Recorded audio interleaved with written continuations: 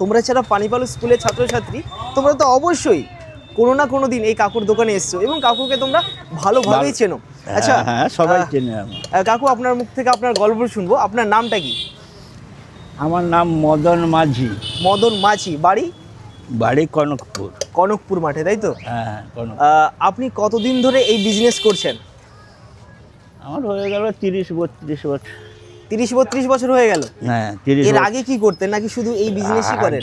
না না, আগে এমনি খাটাখাটনি করতাম। খাটাখাটনি?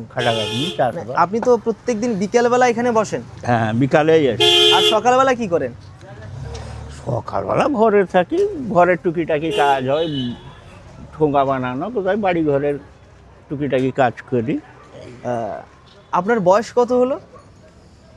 আমার বয়স 61+।